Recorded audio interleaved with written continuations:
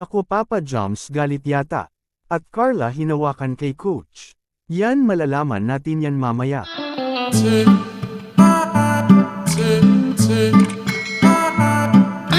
Sa namang mapalang araw sa inyong lahat mga kalingap, sana po ay lagi kayong nakasuporta sa aking ginagawang reaction video.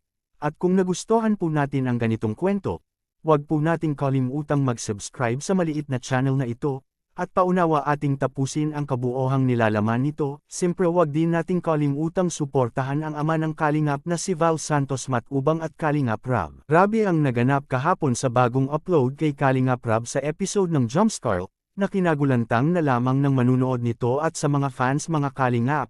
Sino naman kasi ang hindi magugulat sa nangyari kahapon mga Kalingap? Na itong si Carla ay nagpaturo lamang kay Coach kung paano ang proseso ng tamang pag-exercise. Alam naman natin mga Kalingap na itong si Coach ay mag-issue na noon, na nagkakagusto ito kay Carla na umabot pa nga ito na mag-aabot ng regalo, na kinagulat naman ng mga fans at viewers sa issue na iyon. Kaya nang nagpaturo ito kay Coach kahapon ay gulat na gulat talaga ang lahat sa nangyari. Parang palapit na itong si Coach mga Kalingap. Na ikabahala naman ito kay Papa Joms sa kanyang pangliligaw nito kay Carla, dahil magkaroon na ito ng karibal sa puso ni Carla mga Kalingap. Kaya nang ito'y naabutan kay Papa Joms ay diretso itong pumunta kay Carla at kay Coach, para itigil niya ang panghahawak nito kay Carla mga Kalingap. Grabe ang ganda naman kasi ni Carla kaya pag-aagawan talaga siya nito, lalo na sa mga lalaki na nagkakagusto nito mga Kalingap.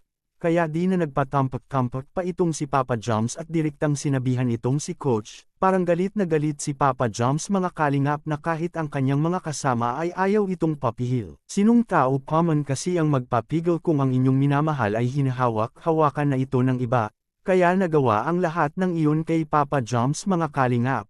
Dahil alam naman natin kung gaano kamahal niya itong si Carla, at inaalagaan pa nga niya ito ng labis tapos ganun na lang agad.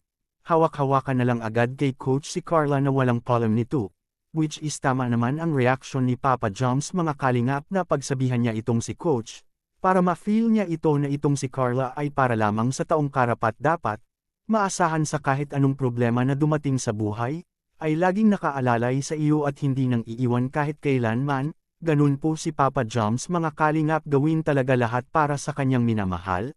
At ito ang reaction kay Papa Joms kung saan galit na galit ito sa kanyang nakita, ating panuurin sa maikling video. Yan, nandahan lang po, baba nyo nga. Yan, nandahan lang. Yan. Teka lang bro. Coach. Hindi bro, di ba? Okay lang po yun, inaalala Hindi yun okay. Alam, di ba coach, matagal naman tayo nagkakasama dito. Di ba? Asan yung respeto dun? Kayo mga Kalingap, tama lang ba ang ginawa kay Papa Joms, na pagsabihan niya itong si Coach? Please comment and God bless us all.